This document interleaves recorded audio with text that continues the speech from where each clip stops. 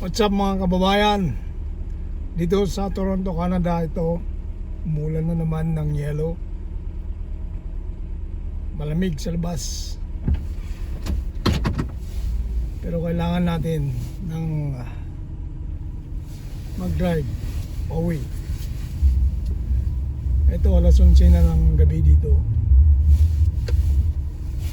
Pero maliwanag dahil pag ganitong nag-i-snow dito ay maliwanag ang kalangitan dahil nalilinisan, pumapatak ang mga yelo galing sa taas. Pero ito, dahan-dahan lang tayong mag-drive dahil puro snow ang natatapakan natin. Ang mga kalsada kasi hindi pa nalinis dahil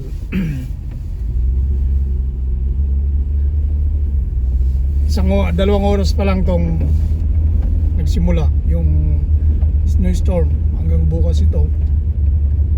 Kaya sigurado bukas ay makapal.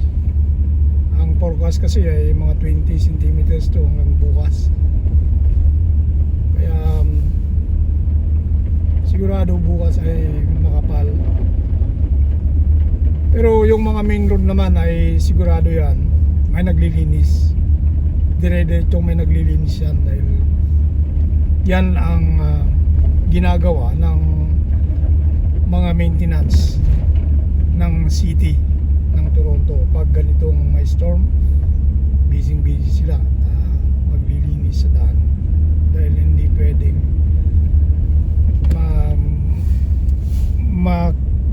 makapal ang mga matambak na snow sa mga main road dahil yan ay kailangan pa rin ng mga tao ma-access yan dahil marami pa rin lumalabas pupunta sa trabaho at kailangan mamili ng kanilang mga gustong bilhin dahil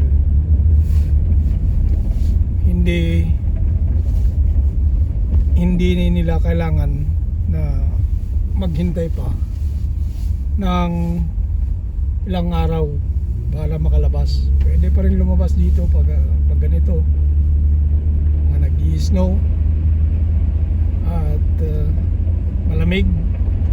Basta lang mag-jacket ka ng makapal at mag-ingat dahil madulas ang daan.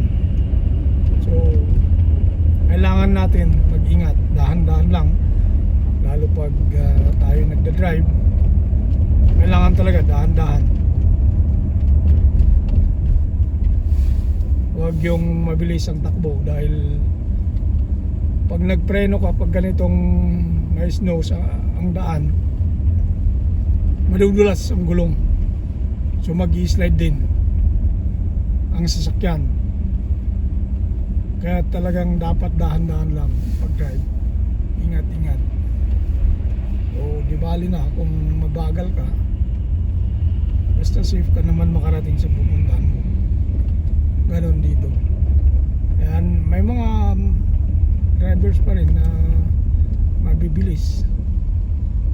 Pero hindi sigurado yon na safe sila kung magka-problema dahil talagang madulas ang daan. Tulad nito na may nakatambag ng snow. Hindi naman makapal pero medyo na-establish na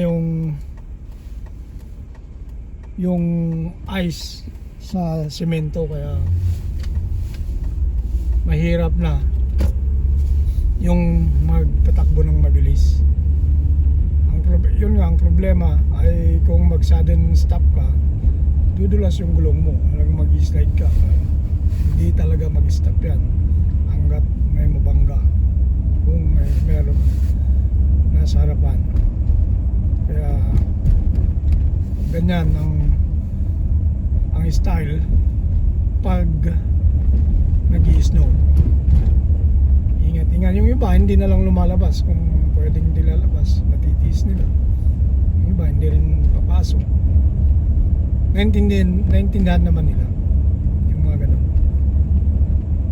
Kaya kailangan talaga dito mag-ingat-ingat. Huwag tayong magyabang dahil disgrasya ang abutin pag hindi tayo todo-todo na nag-iingat, mga kababayan. Talagang kailangan nakapokus tayo sa pagdadrive at iwasan yung makipagsabayan, makipaggigitan sa mga nasa kalsada. Ito, ay ano lang, kung gusto nilang mabibilis to, binibilisan, siguro nagmamadali, ayan, pero walang kasiguraduhin yan. Kung talagang nagka-problema ay disgrasya ang maabutin. At ito, medyo zero pang visibility, tawag dito, medyo hindi makita ang dadaanan mo, yung nasa harap mo.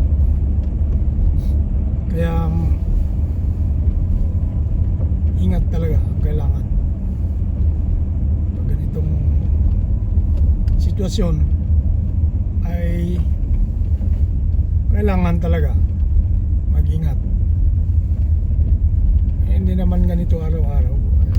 Pag ganito kasi mula January, so before Christmas, December 20, yan, simula na ng winter hanggang March 20, so 3 months yan. Pero kahit March, April, meron pa rin snowstorm kung minsan at malamig pa rin. Ganito dito. At kung minsan ay puro ulan. Ang kagandahan lang, mas yung lamig talagang malalabanan mo kaysa yung init. Dahil sa loob ng mga bahay dito, mga apartment at mga building, pag ganitong winter, may heater na ginagamit. Kaya malalabanan pa rin yung lamig kahit malamig na malamig. Basta naka-close ng mga bintana at may heater ka. Hindi tulad ng init na talagang kung mainit na mainit talaga ay hindi mo kayang labanan yan. At masusunog ka sa loob ng bahay. Hindi rin kayang labanan ng electric fan kahit aircon kung talagang mainit na mainit. So pero hindi pa naman ganoon dito. Pag summer mainit din, pero talagang kailangan mo ng electric fan or air conditioner sa loob ng bahay. Dahil kung wala, pwede pa rin naman kung matitiis mo, basta buksan mo mga bintana, kaya pa rin naman. Pero talagang mainit. Tiis-tiis lang, ganun tatawag. Kaya ingat tayo lagi, mga kababayan, dahil ganyan talagang buhay dito. Ganito talaga yung pag winter, mahirap din. Kahit pag summer, mahirap din, dahil kailangan mo rin labanan yung init.